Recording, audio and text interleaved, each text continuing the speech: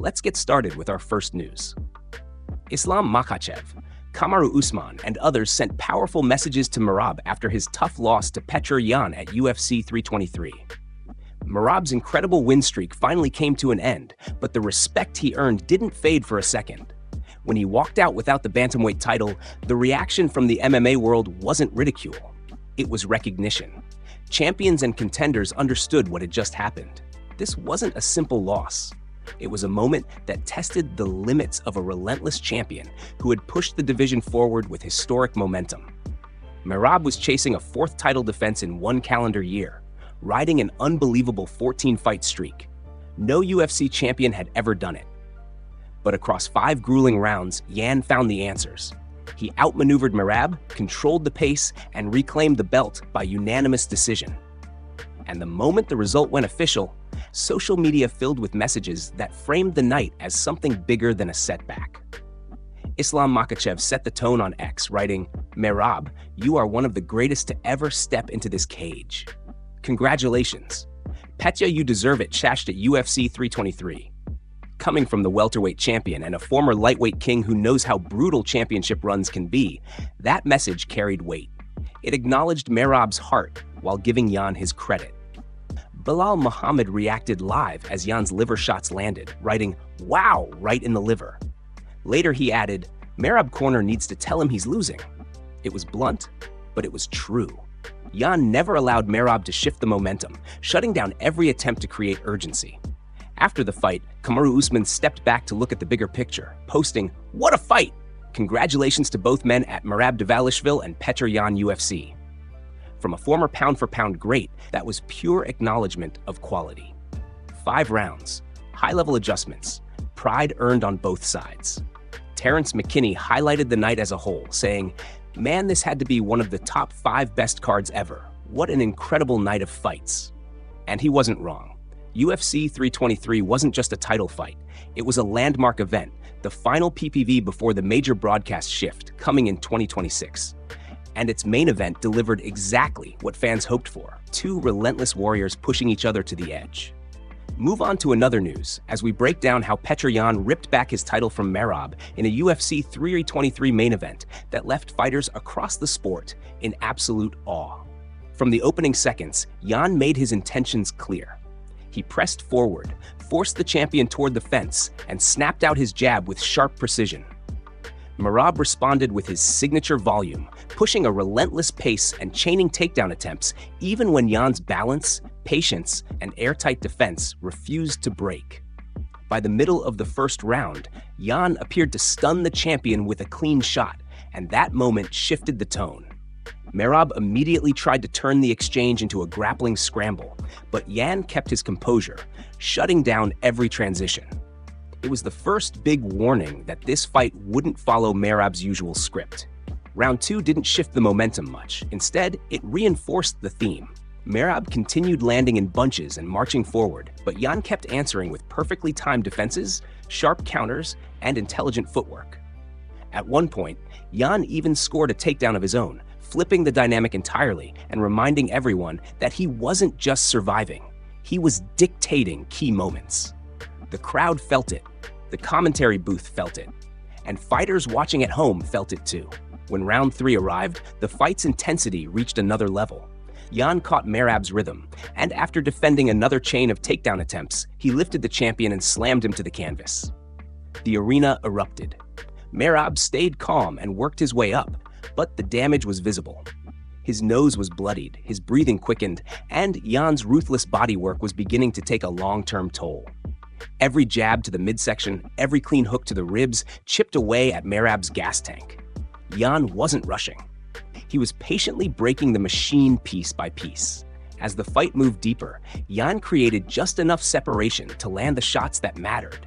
His timing sharpened, his confidence grew, and Merab, despite his heart and his legendary pace, found himself just a step behind. Yan's discipline, accuracy, and tactical pressure began shaping the story of the fight. What the world witnessed wasn't just a challenger trying to reclaim gold. It was a fighter making a statement that his championship level never left. And by the time the later rounds unfolded, it became clear that Yan wasn't being pushed backward. He was taking back what he believed was his from the start. Move on to another news, as Conor makes it clear once again that he's not backing down from anyone, including Islam Makhachev. The idea of a Triple Crown run has stirred up massive excitement across the MMA world, and Conor has added even more fuel to the fire with his latest comments. His long-awaited return is officially set for 2026 at the historic White House event, with the UFC strongly leaning toward pairing him against Michael Chandler at 170 pounds. Even with that matchup looming, the bigger conversation has become whether Conor would ever step in to fight Makhachev for a third world title. When asked directly, his answer was simple, confident, and vintage Conor. I won't say no to no one. The comeback itself feels inevitable. The real question is whether Conor can maintain consistency after returning to competition. That will determine whether he can truly climb back to the top of the rankings and into another title opportunity. Preparations, however, have already begun. Conor has reportedly been training with intensity, pushing himself in a way that suggests he's not just coming back for a single payday. He wants to compete. He wants to win. And the full White House fight card, including his own matchup, is expected to be publicly revealed in February 2026, making the anticipation even stronger. In a recent interview with Bloody Elbow, Conor opened up about his mindset and his thoughts on facing Makhachev. Speaking with the calm conviction he's known for, he said, "I'm motivated, I'm self-motivated, and I for sure want to crack at that belt. I for sure want to crack at that 170-pound belt to go for the Triple Crown." That phrase, Triple Crown, has now become the centerpiece of this entire discussion. Conor believes he can shock the world again by becoming a 3-division UFC champion, a feat no one in the sport has ever achieved. He continued, "It would be a good fight, a good scrap. Southpaw, southpaw." It was a good performance out of him, and fair play to him. He had the courage to do it, to go up. Conor showed respect for Makhachev's willingness to challenge himself, but he made it equally clear that he wants to get back in the mix, reclaim his momentum, and prove he's still one of the sport's most dangerous competitors. "I won't say no to no one. The UFC will decide it, and I don't care. I just want to come back. I'm just eager to come back and show my work." With the stage being set for a monumental return and the possibility of history on the line, Conor's ambitions remain as loud and as fearless as ever. Move on to another news, as Islam Makhachev continues to build one of the most dominant resumes in modern MMA, securing championships in both the lightweight and welterweight divisions, and proving he can thrive no matter the weight class. His lightweight triumph came last November when he decisively defeated JDM, a win that showcased his control, his composure, and his ability to shut down dangerous finishers with high IQ pressure. Soon after that victory, his manager Ali Abdelaziz revealed that early discussions were already taking place regarding a potential welterweight title defense, signaling that Makhachev had no intention of slowing down. The idea was to place that title defense around the UFC 324 main event featuring Paddy Pimblett and Justin Gaethje. But plans shifted quickly. Khabib Nurmagomedov, his mentor and longtime strategic voice, stepped in and advised him to avoid a fast turnaround. After an intense 5-round battle with JDM, Khabib believed a quick return would not be in Makhachev's best interest. It was a decision rooted in experience and long-term thinking, recognizing that champions who dominate for years don't just fight, they plan.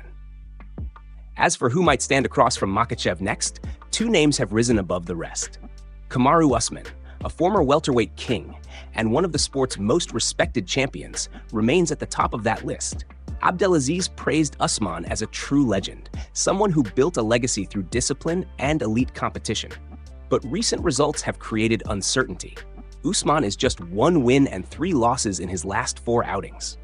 He suffered back-to-back defeats to Leon Edwards, rebounded with a victory over Joaquin Buckley, and then took another loss against Khamzat. That inconsistency raises legitimate questions, even if the name value and competitive fire are still there. The other emerging contender is Ian Machado Gary. He's been vocal, confident, and undeniably improving, picking up strong wins over Carlos Praches and Bilal Muhammad. Yet, Abdelaziz made it clear he doesn't see the breakout moment needed to justify a welterweight title shot quite yet. Gary has talent, he has momentum, But Abdelaziz doesn't believe he has that defining performance that forces the UFC to say, he's next.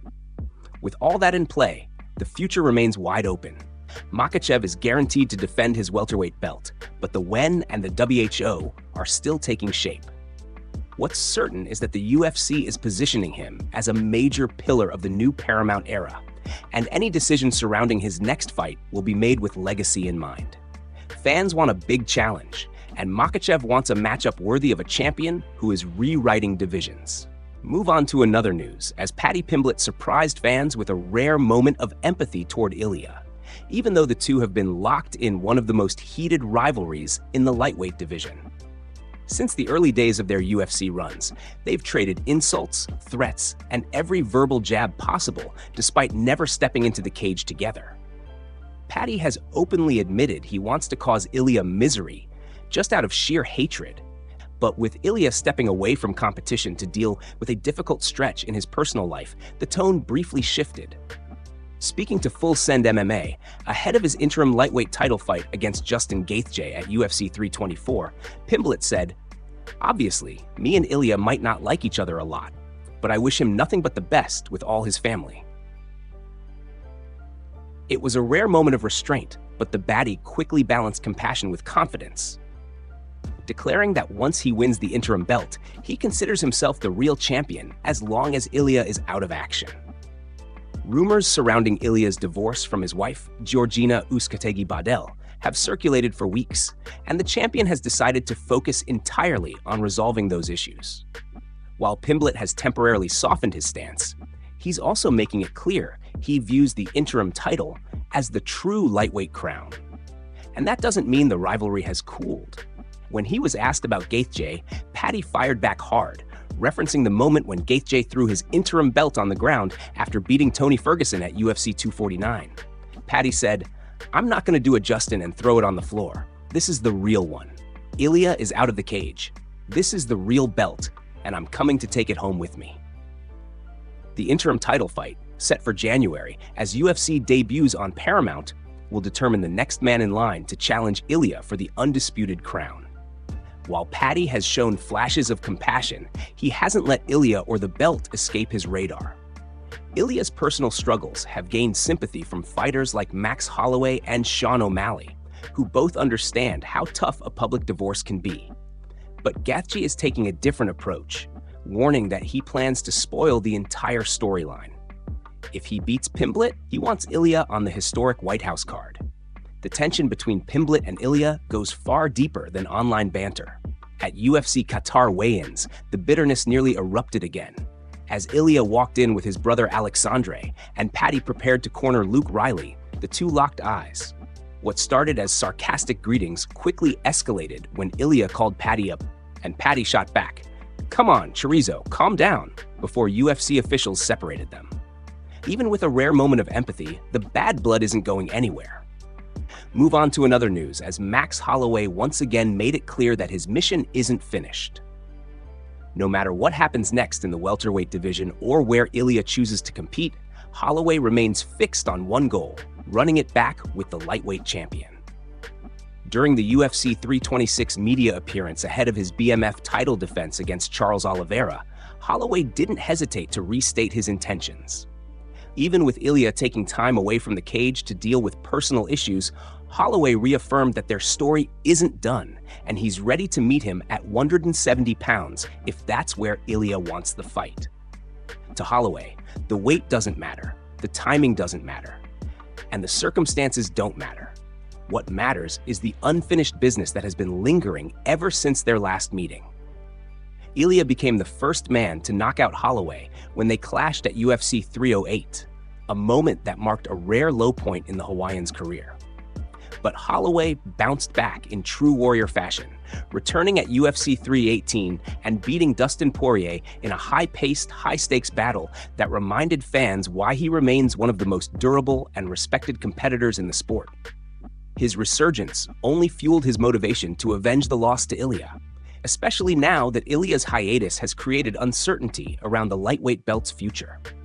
Holloway publicly showed support for Ilya during this break, acknowledging the personal struggles the champion is facing.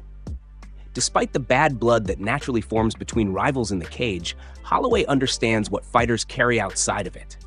But empathy doesn't erase competition, and Holloway's focus remains sharp. He's preparing to defend the BMF title against Oliveira next year, a matchup that could shift momentum for both fighters.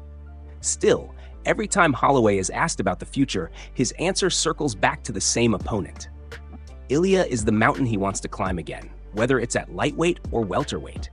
Ilya, meanwhile, is expected to return for a fight against Paddy Pimblett once his personal situation stabilizes. If that matchup happens and Ilya reclaims his place atop the lightweight division, the path toward a rematch with Holloway becomes even clearer. The rivalry would immediately spark huge anticipation, not just because of the previous result, but because both fighters have evolved since their first meeting. As things stand, Holloway is locked in on maintaining his momentum, defending the BMF strap, and staying active. Ilya's return could reshape the entire lightweight landscape, and Holloway wants to be right there when it happens. His pursuit isn't driven by anger or rivalry alone, but by a deep desire to make things right, to rewrite the one chapter of his career that still feels incomplete. For fans, the possibility of that rematch is electric, and the moment Ilya steps back into competition, the conversation will only grow louder. Move on to another news. Justin Gaethje has made it absolutely clear that he is ready to shake the entire lightweight division, and he is not shy about saying it. In fact, he is warning everyone, including the UFC itself, that he intends to destroy any plans for an Ilya versus Paddy showdown.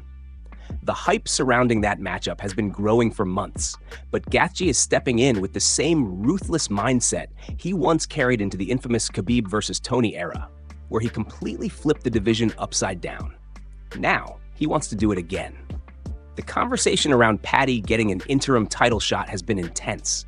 Many fans, fighters, and analysts are calling it favoritism from Dana White. They believe Paddy hasn't done enough to earn a fight of this magnitude, especially not one that leads directly to Ilya. But regardless of criticism, the UFC has moved forward.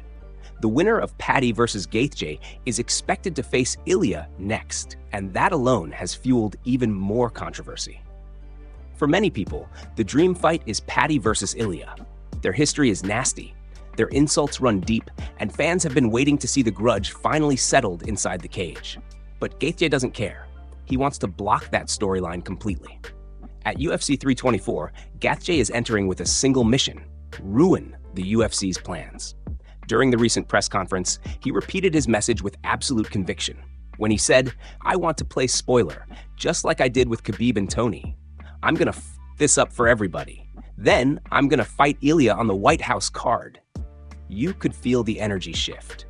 The 37-year-old is already deep into training camp, preparing like a man who knows exactly what's at stake. He doesn't just want to win. He wants to dismantle the narrative, derail the hype train, and force the UFC into a new direction. The chatter surrounding the matchup hasn't slowed down. Fans are angry at the matchmaking. Fighters like Bisping and others have questioned the logic behind Paddy's sudden rise, and even Dana White has faced intense criticism. Still, Gaethje is laser-focused. He believes he has the power to rewrite the entire script. His mentality is simple: break the promotion's plan, beat Paddy, then fight Ilya under the brightest spotlight possible. And he repeated the line again, louder and more confidently. "I want to play spoiler, just like I did with Khabib and Tony. I'm gonna f this up for everybody. Then I'm gonna fight Ilya on the White House card." For Gaethje, this isn't just a fight. It's a mission to cause chaos, shake the matchmaking tree, and force the entire division to react to him.